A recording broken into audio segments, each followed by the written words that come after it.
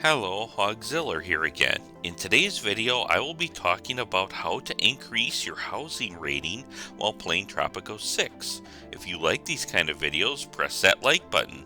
If you have questions, you can leave a comment below so I can reply, and please subscribe to my channel. What is your housing rating? The housing rating is one of the 8 ratings that determine your overall happiness rating for the citizens of your island. Citizens who do not have housing or cannot afford housing that is available will build shacks that'll give them a lower overall housing rating. Housing itself is where your citizens live. You collect rent from each citizen that lives in that house unless you change the work mode for certain housing or enact a certain edict that would make rent at a reduced or at a 0 rate. The better off the citizen and house, the more rent you can collect. What decreases your housing rating? Not having housing will cause shacks to be built. These shacks have a very low housing rating, and while usually they cannot be completely avoided, especially on large population islands, they should try to be minimized. Using the No Shacks Edict will also decrease your housing rating. The No Shacks Edict is about the worst possible thing you can do for your island. Your citizens will have no place to live if there are no existing housing, so any citizen that would have previously built a shack will now get a housing rating of 0.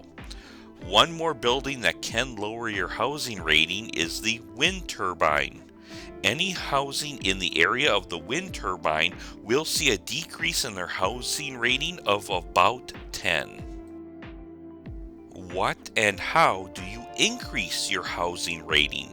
The answer to that is many things. The first thing is what type of housing you are building, the capacity of said housing, and which era you are in, plus the budget level for each house. In the colonial and world wars era, your best bet is to build the bunkhouse. You get an okay housing rating and they hold a decent, for the era, amount of people. You can build some apartments in the world wars era if you have enough well-paying jobs.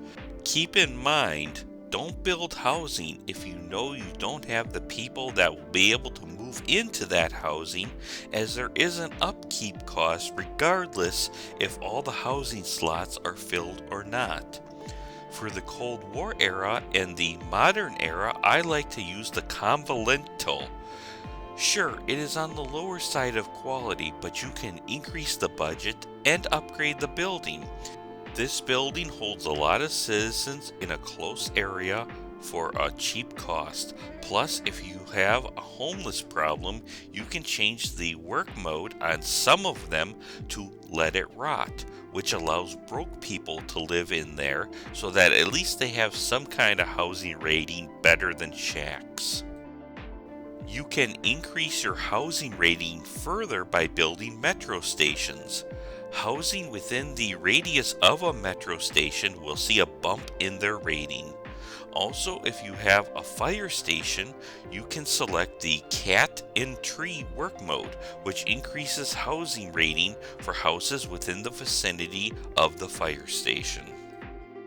One last thing I wanted to mention that does not directly relate to the housing rating, but you might be tempted to do, is enact the Free Housing Edict, thinking it is helping with your housing rating.